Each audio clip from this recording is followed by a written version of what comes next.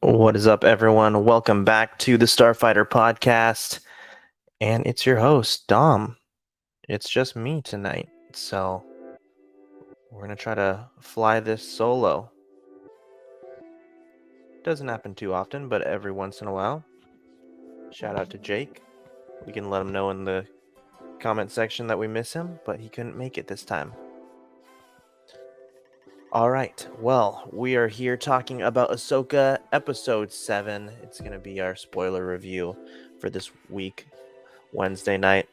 Before we get into it, if you haven't already, hit that subscribe button. Please leave us a like. And more than anything, most important, we want you guys to join the conversation, whether it's here in the live chat or on the replay. We would love to hear how you guys are enjoying the series and definitely want to hear your guys' fun theories moving forward. All right, with that out of the way, I think we can pretty much get into it. Episode 7. Let me know what you guys thought. I've got some mixed feelings, to be honest. I'm sure I'm not alone. I definitely enjoyed it. These are just some initial thoughts. I enjoyed the episode. I did feel let down a little bit here and there. I felt let down because normally these penultimate episodes for the Star Wars series, I would even say for the Marvel series, which I'm not crazy about the Marvel series too much, but normally across the board for these Disney series, we'll put them all together. Their penultimate episodes, a lot of times, are one of their strongest episodes. We've seen that be the case many times. This one I thought was weaker. I mean, I still feel like episode, I think it was 5, but yeah, the Anakin and Ahsoka episode, Shadow Warrior episode, I think by far that has been the strongest episode. And just like brilliant Star Wars, like that episode I feel like is the epitome of Star Wars. Just so incredible. So I had bigger expectations for this episode, especially with some of the battles.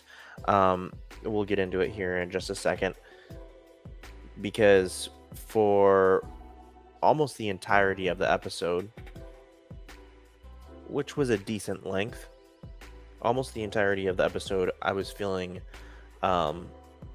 this anticipation building and this excitement for a ground battle lightsaber fight between different parties, right? And I was just really looking forward to that. It felt kind of lackluster in both situations when it came down to it, but yeah, we'll get into it some more. There's definitely some positive things and some things that I did like, but yeah, let's do it. Let's break it down a little bit. Let's talk about the intro scene. Hera is on trial, because she kind of did her own thing. Not uncommon for her character, especially if you know her in Rebels, but very much take charge, and she's very intelligent. She can be logical at the same time. Also, will follow her heart as well, and so we're seeing that backfire a little bit. Even though we as the audience, of course, know that she probably did the right thing, but she's facing the consequences for from the people that don't quite understand and who have doubts in her. I will say that one guy that is totally against her and trying to put her on blast, the last couple of episodes, super annoying. um but I think his character is supposed to be. I mean, his character, like, the actor does. I'm not crazy about the acting and the dialogue with him. Um, but I feel like if his job is to really make you hate his character, which I think it is, then he is succeeding at that. Because yeah, he's very irritating and frustrating. I would have liked, I don't know, just a little bit better dialogue maybe from him, but um, yeah. Anyways, the scene was, it was just kind of whatever to me. I think there are a couple noteworthy things. It was nice to see 3PO make a little appearance. How do you guys feel? Let me know in the comments. But do you think, they should have tried to do some kind of Leia hologram video? Um, for a second there, I thought that 3PO was gonna bring us one, and that we were gonna be able to see that, and that would have been interesting.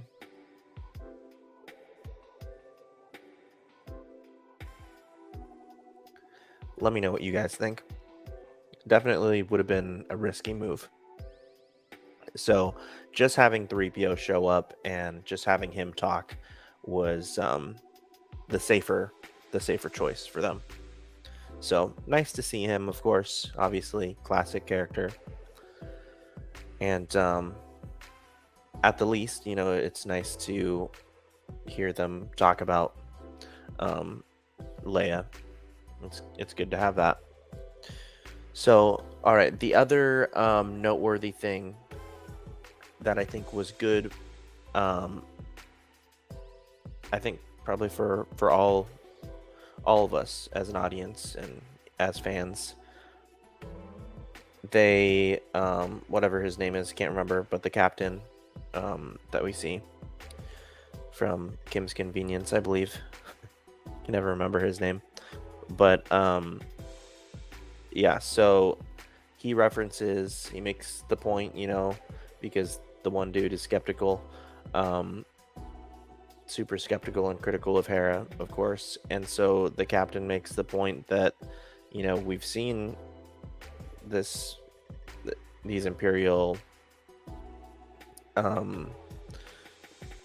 imperial activists, or imperial trouble, pop up, like, and he referenced the battle on Mandalore, and so it was a really good thing for them to reference this, I believe, so that all of us can understand where we're at clearly in the timeline, which hopefully, and me and Jacob have talked about it, but hopefully, you were able to follow along for the most part. But basically, with this reference, he is saying, and the writers are confirming, that where we're at right now in Ahsoka is after Mandalorian season 2.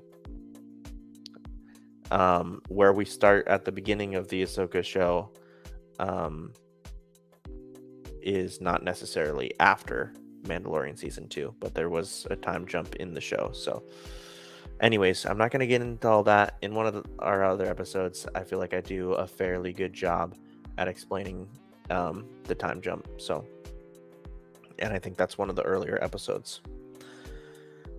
If you need me to put the actual reference to that, you guys can let me know in the comments again. All right, so moving ahead, yeah, one last thing. It was just good to have that call back in for them to clarify, because some of us, I think it was easier to follow along, but they have been making it a little bit tricky, I think, for the audience to really pinpoint where we're at with our timeline. So that was good. All right. Obviously, then we cut to the title screen, we get the music, and then we go back into the show, and Ahsoka is in the training room on the ship, and she's practicing her form, and while she's doing her training, she's also listening or watching this hologram recording of Anakin. We heard this in the trailers, if you watched the trailers before the show came out, and so we'd already kind of heard just about everything that he says, but it was really nice to see it, to hear it again, and then of course to see it I'm just always so happy when I see Hayden Christensen, and I can't stress the point enough that they've been handling him extremely well. Um, I mean, of course, huge fan of George Lucas, and um, hold him in very high regard.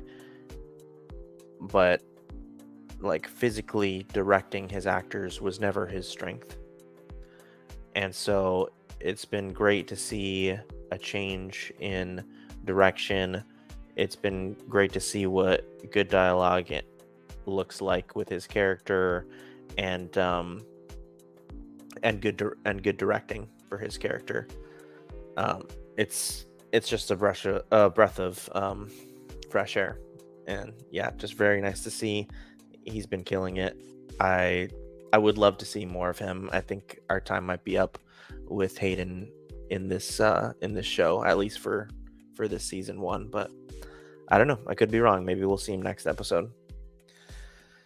And I think another nice thing about this training sequence is the last thing I'll say about it is that it's nice to see that Ahsoka, still cares so much, of course, about her master, and she even tells Hu Yang like he was a good master. Um, and just after all this time has passed, like she still watches these videos, and she tells us how there's been I think like 20 something recordings, just a bunch of recordings that he made for her, and so that's super cool. So definitely liked that scene. So now after this, we see that Hu Yang and Ahsoka, they're trying to make their way. They make their way out of hyperspace, and they're trying to now escape from these starfighters. And so they go into like this debris section, and they're being chased. They of course oh, and that was really cool too with those bombs. Kind of interesting. You definitely felt bad for the Purgles, but yeah, the I guess it was like a mine, like a space mine basically, of these little bombs. But yeah, once they get past the mines, then they go through this debris field, and they end up losing the starfighters that are chasing after them. But yeah, so that's where we're at here. Let's see. And then yeah, once we get through that debris, now we cut over to Thrawn. Sorry, I got an important message for a second there. We cut over to Thrawn, and we see him like seriously strategizing on what he's going to be doing next. And so his whole thing right now is, how is he going to draw out Ahsoka and basically capture her. Or, well, actually, he's not really trying to capture her necessarily, but he's trying to stay steps ahead and draw her out. That's the goal right now. And I feel like the actor is doing a great job, and I think that's been nice to see. Thrawn's portrayal in live action, I've been liking it so far. I still like it better in Rebels, but I don't know. I think it's just going to get better and better as we continue on. So hopefully we'll see that.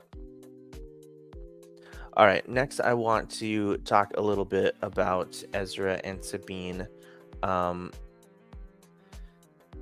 This is where I feel like the episode kind of struggled, and where the episode fell short. Probably the most. I think it fell short the most with Ezra and Sabine. Their whole thing with catching up and getting Ezra caught up to speed, and then I don't know, just like it didn't work for me. It didn't work for me, and especially this whole thing where Sabine keeps saying it's complicated, and then like Ezra will ask her another question, and then Sabine's not answering, and then Ezra's like, it's complicated, and then she's like, yeah. Like, it was just a dumb conversation, and this is something that's really disappointing to me. Being a Rebels fan, a huge Rebels fan, their chemistry, their relationship, it's a big deal in Rebels. And as a fan, I kind of need it to be a big deal in this live action show. I'm not getting that. It's not really doing their characters justice, I don't feel like. So this is where the episode really fell flat for me, is this section in particular. Trying to build upon their relationship in this episode, it was a disappointment. So I'm hoping that we can do better going forward. All right. And now I feel like this is going to be another controversial part of the episode that we can talk about. This will be really interesting. Again, definitely can't wait to hear your guys' thoughts on all of this and what we're about to touch on here, because the topic of Sabine, her becoming a Jedi, her using the Force, it's been talked about a lot online, quite a bit. And so where you guys fall into that conversation, I'm curious to know.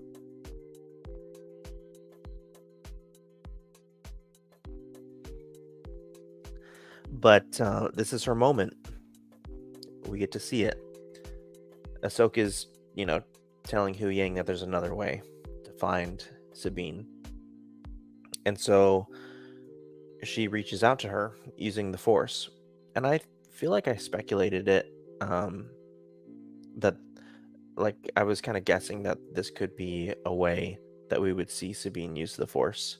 I feel like I brought that up in an earlier episode. And it made a lot of sense to me. Personally, I didn't mind it. I think I might even say that I enjoyed it, appreciated it. Very reminiscent of course, very reminiscent of Luke and Leia connecting through the Force and talking like in Empire Strikes Back. But I think another good part about the way that they handled it, I think it's smart and noteworthy that they did it this way. It's our first time seeing Sabine tap into the Force after Ahsoka reaches out and she can hear her and kind of calls back out to her as well. We've seen them handle characters that are new Force users. We've seen them handle characters in the past where we get the whole Mary Sue thing and like, how are they like so powerful out of nowhere? I mean, obviously that was explained later on with Rey, for example, and we won't get into how convoluted that got, but it's been done a little bit here and there. Anyways, basically what I'm getting at is I appreciate the fact that it's taken multiple episodes, basically this entire season, because now we're at the end of the season and she's just now tapping into the Force a little bit. It's been baby steps for her journey, and that's what we needed. We didn't need something crazy. We didn't need her using, a lot of Force powers on villains or whatever, on bad guys, on troopers. We didn't need that. I feel like this makes more sense.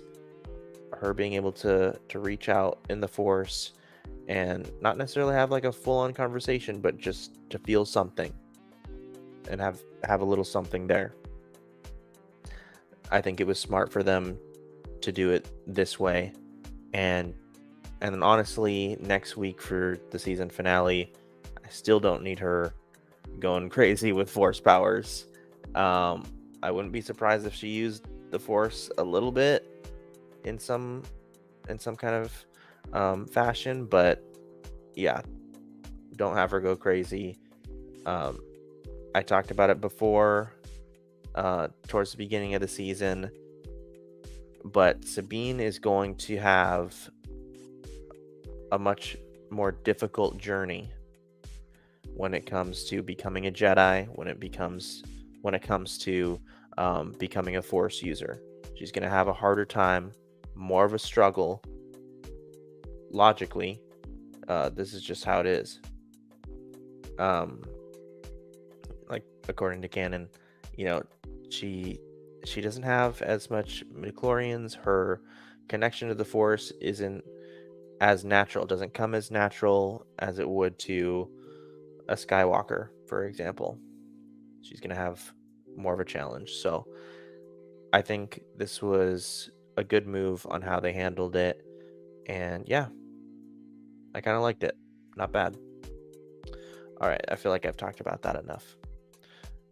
Let's get into something else. Let's get into something even better. Let's talk about something better. Baylan and Shin, still easily my two favorite characters of the series.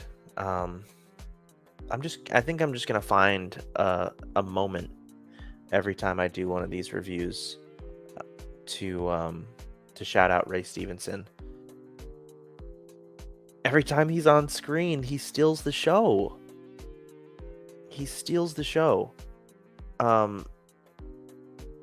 Just how like, I don't know, grounded he is, but like, I mean, he's stoic, and yet like you can see that he's passionate about the Force.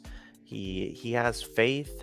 We don't exactly know everything that he believes in quite yet.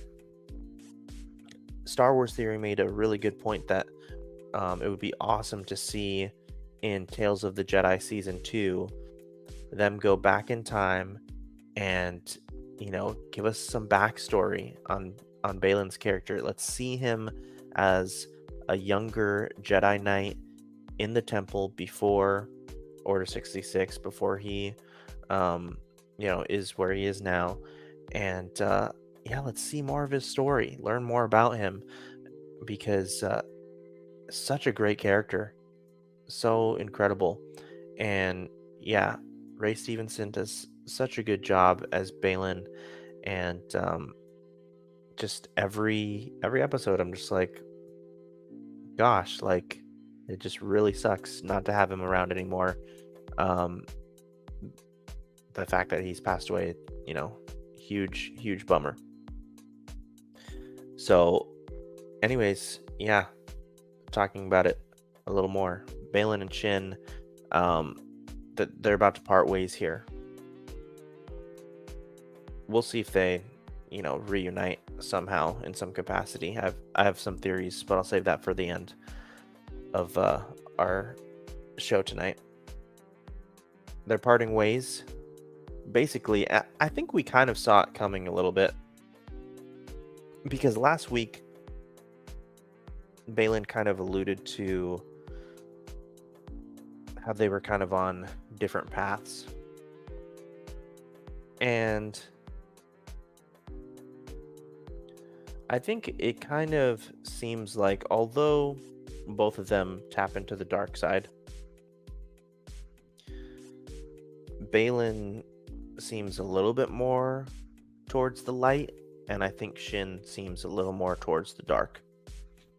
And this would also explain, because they're, there's references, and they're kind of based on these two wolves, and one is more drawn to the light, one is more drawn to the darkness. So, and this corresponds with the two characters, like I mentioned, Baylan more light, Shin more dark. So yeah, so basically Balin's telling Shin, she's gonna go and confront and basically, yeah, he says destroy Ezra and Sabine and these, what do we call them, like crab turtle people. Yeah. So she's gonna be the one to do that, and he's gonna go off and do his own thing. Something's still calling to him in the Force, which I'm really interested to see. I'm hoping that we have a little time to figure out what that all is next week. So yeah, one other thing about this scene, I really liked this line. He said, one more lesson, or one more reminder for you before we do this and part ways. He says, impatience for victory will guarantee defeat. And haven't we seen that to be the case when it comes to the Sith? Their impatience, it often leads to their demise. So I mean, I like that. And again, the delivery was just so good by Rey. And yeah, really enjoyed this part. Usually any scene with the two of them, it's been the case that this has proven true throughout this series, that the scenes with the two of them are oftentimes some of my favorite stuff. So moving forward in our breakdown, and we are getting close to the end, guys. I am going to keep it a little bit shorter tonight, since it's just me, but yeah. And since I don't feel like there's as much to talk about as I thought there would be, but yeah, we're going to keep it a little bit shorter, and at the end I will give some of my theories for next week. And definitely want to hear your guys' theories, so fire them in, whether it's live or on the replay. All right, so this fight that takes place, the fight that I was waiting for, or one of the fights that I was waiting for. Ahsoka confronts Ahsoka confronts Balin, and he was thinking that he killed her, so he was a little surprised. And Ahsoka's like, I don't really have time for this, which he knows that. So the two of them end up facing off, and it's pretty clear Balin has the upper hand, and he even tells her, and she basically admits it. He's like, you can't defeat me. And she's like, maybe I don't have to. And a part of me felt like this was also it kind of went back to that lesson with Anakin a little bit, to an extent, and it was probably, in the moment, it may have been like the smarter move. So yeah, she was able to evade, and Hu Yang kind of gave her some cover, and she got away, and she stole Balin's creature that he was riding. And then her main focus is getting to Sabine and Ezra and helping them out. She knows that that's what's most crucial right now. She doesn't want to be slowed down by him. Balin's not gonna go after Ahsoka after this happens. We see him walk in the other direction. Like I said before, something is still calling out to him. He said that in last week's episode. Something in the Force is powerful, and it's calling out to him. So now we get this reunion fight with Ahsoka, Sabine, and Ezra. It was all right. It was okay. But it was just okay. Like, it wasn't anything crazy. The troopers weren't anything crazy. And how do you guys feel about this? Let me know. Ezra not taking back the lightsaber. I don't know. I saw some people had some problems with it, but I didn't think it was a huge deal. It was kind of just whatever. It, in a way, it was kind of cool to see him just use the Force, but I was also sort of hoping that he would have made a new one by now.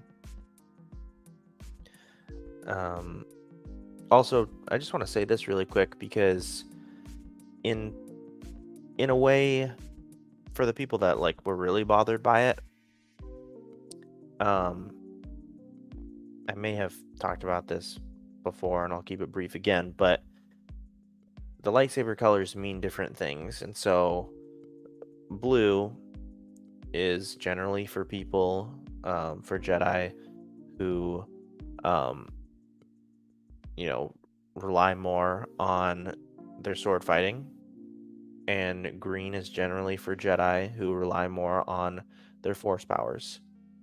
Ezra started as blue, he ended up with green towards the end, and now he doesn't. In this moment, he doesn't feel the need to use the lightsaber.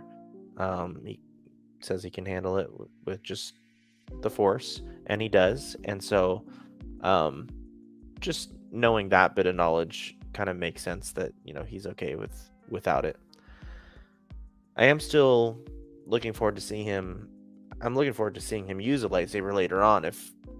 Well, yeah, if we have enough time, I'll get into that because like I said, I've got some theories, but it would be kind of cool to see him have another lightsaber later on. Or yeah, some people would like to see. I know my brother was telling me he'd like to see. I think it was my brother. His first lightsaber, which was actually like a blaster on the handle, and then it also had the blade. All right, so yeah, that battle was kind of whatever. Yeah, and Shin didn't do that great either in that fight. That was just kind of lackluster for me. So another another disappointing aspect of this episode for me, at least. I would have liked to have seen Shin put up a better fight.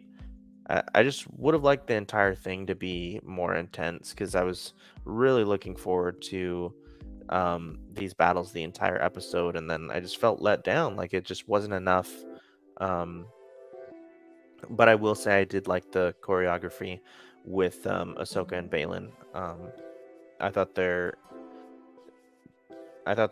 fight looked pretty good, and yeah, technique and delivery looked pretty good. All right, we will wrap it up here with final last couple scenes. So obviously, towards the end here, the bad guys they face defeat, and Shin runs away. The troopers run away. What's left of the troopers. Also, I felt a little worried about that whole thing when Ahsoka, told Shin, like, give me your lightsaber, I can help you.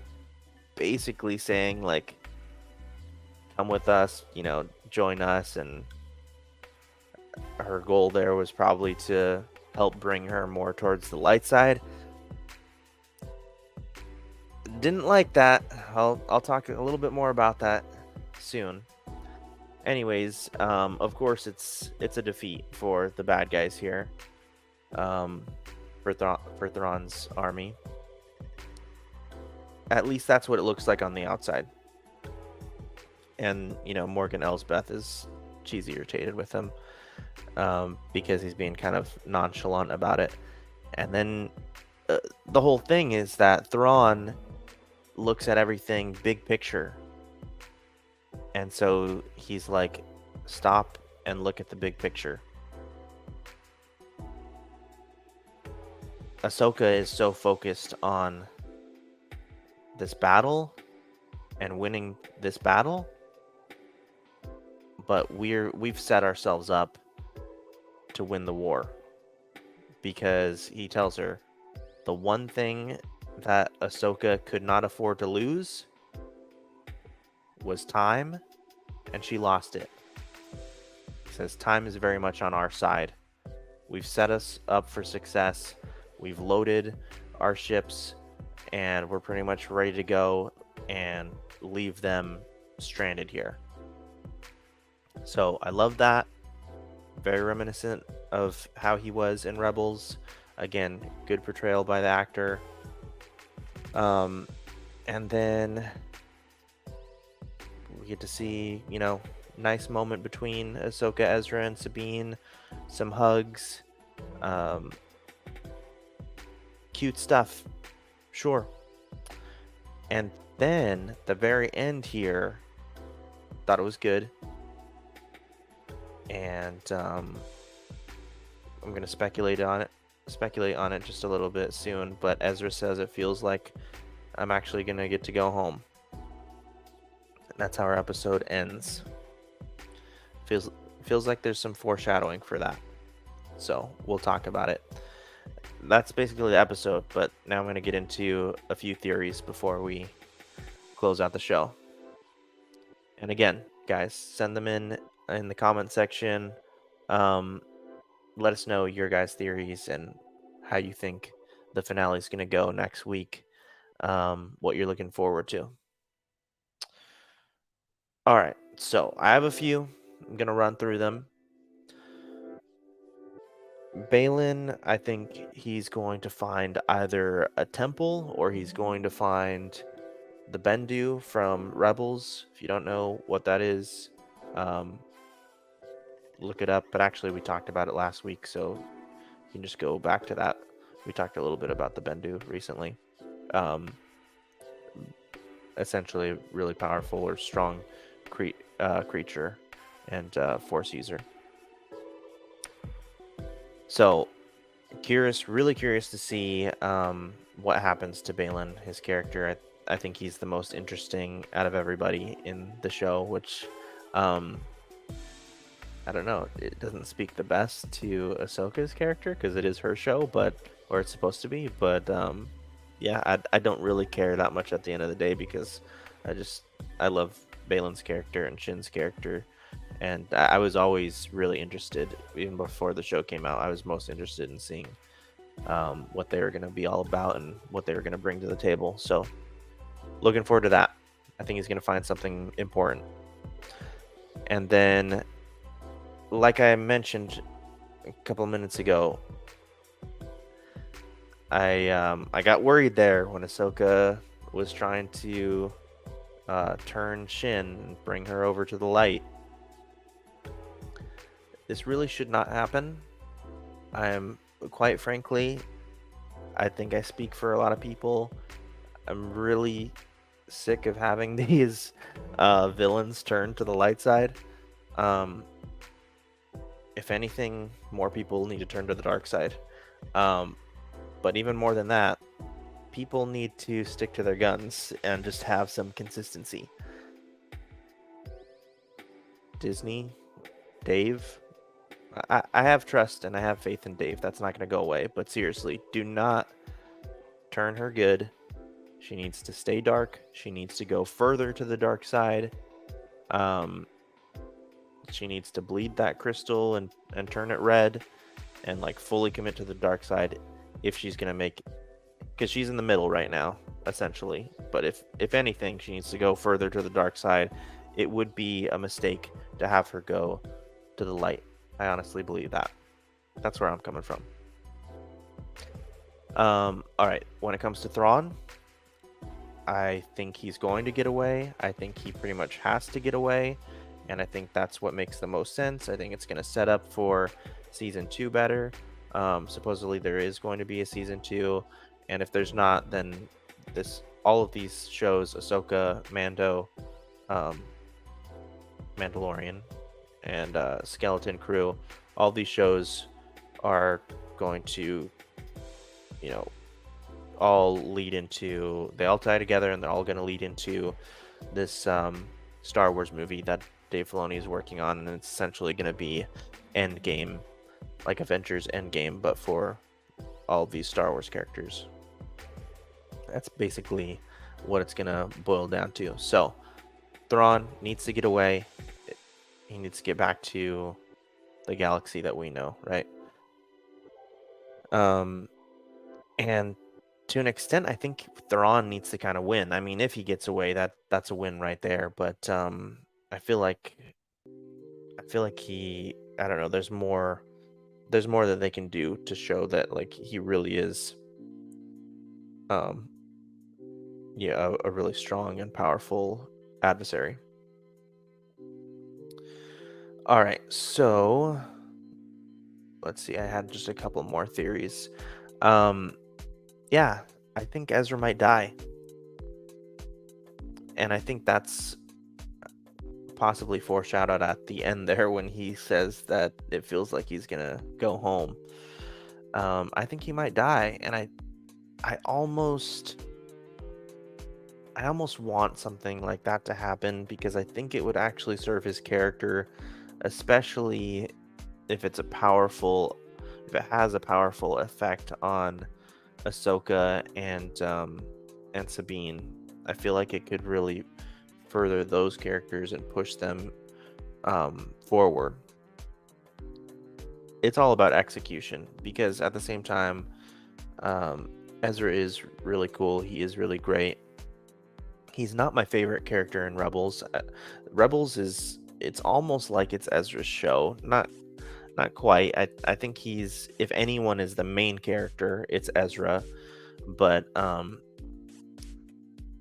the spotlight is kind of shared with a few of them. The Phoenix Squadron in that show. But yeah.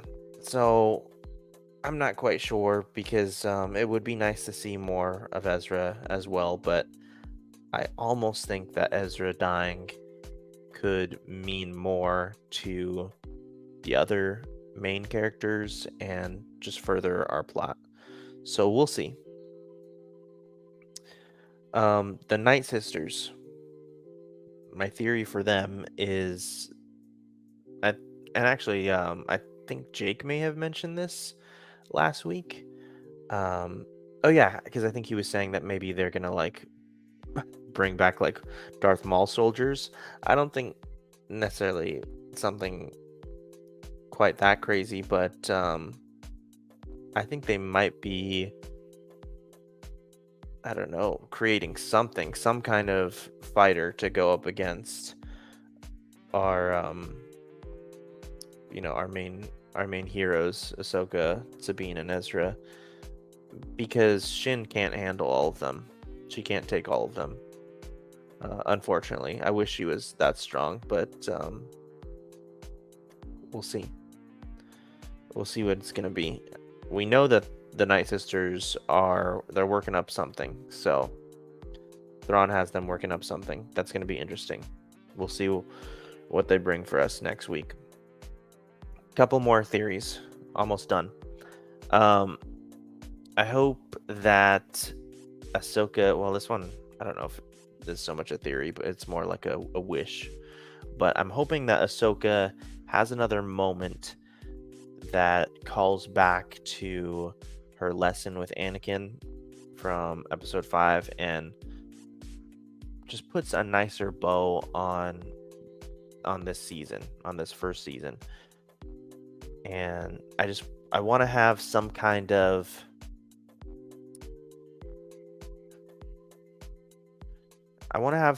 scene towards the end where we really get to see the starting point, and then I don't know, have it all come to fruition for her. Yeah, I mean, we've seen the growth. That's what I'm trying to say. I want to see more growth from her character and her get to just a different place, maybe mentally or when it comes to the Force. So maybe spiritual growth in that sense. Yeah, I want to have a really good scene where we get to see this change and this progression, because we've already seen that she's not, ever since that lesson with Anakin, there has been a change, and we have seen that. They've referenced it with like a Gandalf the Grey to the Gandalf the white type of deal. We see that. I would like to see a little bit further progression in this last episode. Um, yeah, that's what I would like to see with her. And then two more little things. I'm thinking that Sabine will continue her training to be a Jedi towards the end. Maybe we'll see some kind of scene like that. I feel like Zeb has to show up at the end. I would really like to see him. I think it'd be cool. And then finally, I think we're going to see Hera and Jason one more time. And that's pretty much all I've got, I think. Yeah. So you guys let me know how you enjoyed this episode. Um, like I said, it wasn't my favorite. It wasn't horrible, but it was just okay for me. I expected more out of this penultimate episode. Um, but regardless, still enjoying the series, and I'm still very excited for next week. I do think we're going to see some great things happen. And if I had to guess, I do think it's going to be a good finale next week. I'm still very much looking forward to it. But you guys let me know, again, how you enjoyed it, and let me know your theories. We want to hear about them. I think that's pretty much it for this review on episode 7. We'll close out here, and then let me just think real quick if there's any other reminders. Um, yeah, maybe just a couple. Obviously, next Wednesday should have Jake back, maybe some guests as well, and we will review the finale. So, again, it's going to be exciting, going to be a fun time. Looking forward to that. And then Loki season 2 is coming up quick, fastly approaching. I, as many of you know, haven't been super excited um, for Marvel. Uh, they've just been letting me down a lot, but the trailers do look pretty good for Loki season 2. Um, yeah, I'm gonna go into it with a positive attitude and hopeful. Um, I yeah, I'm not gonna get into it because I don't like being too negative. Um, it's tough after Secret Invasion. It's really, really tough. I'll say that. But I'm really looking forward to um next week reviewing the finale of Ahsoka, and then I'm also looking forward to Loki season 2 a little bit, From the trailers it looks pretty cool, and um the excitement isn't crazy high, but I I'm always going to be like cheering and hopeful, and I want to see Marvel succeed. I want to see DC and Star Wars succeed, of course. Um, and I feel like you know, there's hills and valleys, right? So at some point, like, they have to go back up, and um, I think Marvel's just been kind of going downhill a little bit, but it all has to come back up, and so I would like to see that with Loki season 2. So, gonna stay hopeful, gonna try to stay positive. We will see. We'll find out.